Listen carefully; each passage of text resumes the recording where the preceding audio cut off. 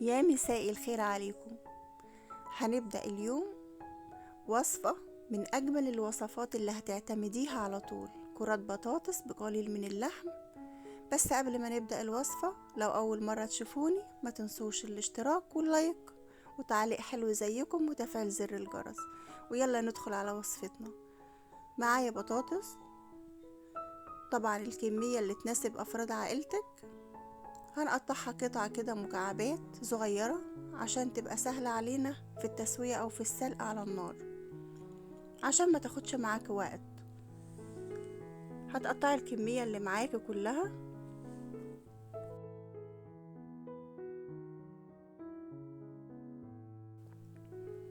هنزل بها في حلة، وهنزل عليها بملح، وهنزل عليها بمية سخنة، وارفعها على النار عشان تتسلق.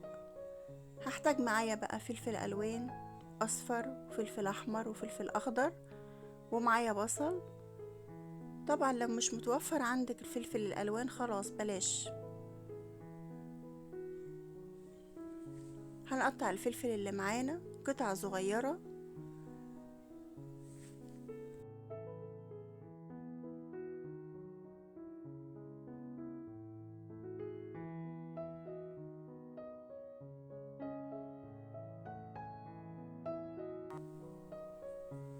طبعا كل يوم بتحتاج انك تغيري وصفة للأولاد. كل يوم هنعمل ايه، كل يوم هنطبخ ايه. فاحنا احترنا بجد، فاحنا هنخترع الاختراع ده لهم علشان ياكلوه. وده لعشاق البطاطس اللي بيحبوا البطاطس هيتبسطوا قوي بالوصفة الجميلة دي. هقطع البصل اللي معايا برضو قطع صغيرة كده مكعبات. والوصفة دي مش هتحتاجي لها لحمة كتير، يعني لو انت عندك كمان قطعتين عندك فايضين من اكل ممكن تفرميهم في الكبة وتعصجيهم مع البطاطس او الفلفل او اي حاجة بقى هتحطيها، تكتري معاك الكمية وهتنزلي بيها على البطاطس. عندك طاسة نرفعها على النار، معلقة زبدة او معلقة سمنة ومعلقة زيت المتوفر عندك. هنزل بالبصل اللي انا قطعته مكعبات، رشة ملح بقى عشان ادبله كده،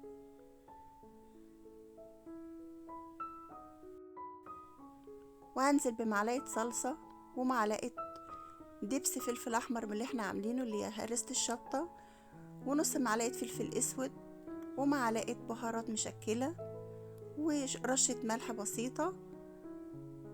يعني احنا هنظبط الملح بتاعنا هنا، ما تكتريش ملح، راعي ان انت حاطه ملح على البطاطس وهي بتتسلق. وهنزل بقى بالفلفل الالوان بتاعي، هقلبه تقليبه حلوه كده. تمام كده. هنزل بقى بكوبايه ميه مكان الصلصه، وهغطي عليها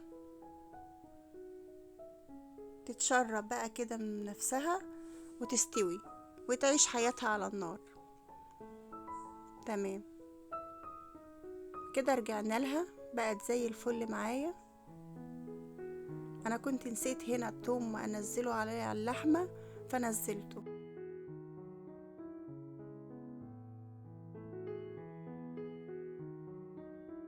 هنجيب حاجه بقى هننزل فيها بالبطاطس المسلوقه، وهرست البطاطس وهنزل فيها كده لما تنعم معايا. وعندي بقى حزمه من الشبت على بقدونس على اي حاجه خضرة عندك انت بتحبيها او كزبره. ونزلت ببيضه، وبيضه يعني فلفل اسود حطيت رشه. وهنزل بحوالي 3 معالق من النشا. انت شوف البطاطس معاكي محتاجة، لو محتاجة معلقتين ماشي، لو محتاجة 3 ماشي. بالهراسة بقى كده وهرسها وبالسباتولا وهلمها.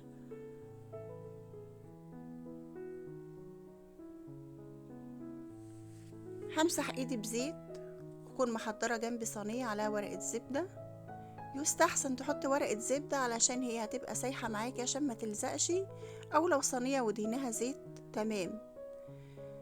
هدهن ايدي زيت كده، هكورها كور، واحاول بقى اعمل لها مكان كده من تحت عشان احط فيه اللحمة. تمام كده.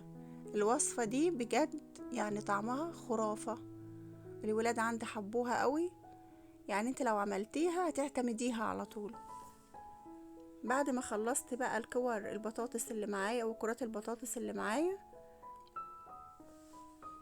هنزل بقى بمعلقة من عصاج اللحمة اللي انا عاملاه.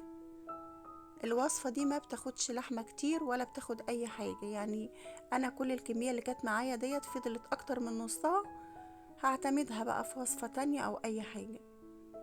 كده معايا البطاطس، اللهم بارك. لو وصلت لحد هنا صلى على النبي حبايبي. معايا جبنة بقى موزاريلا، هنزل على الوش كده، وطبعا هي هتدخل النار درجة حرارة 180.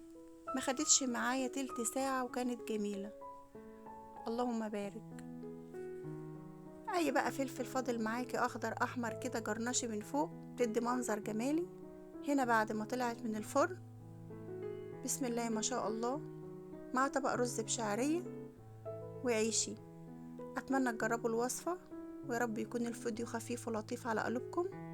والسلام عليكم ورحمة الله وبركاته.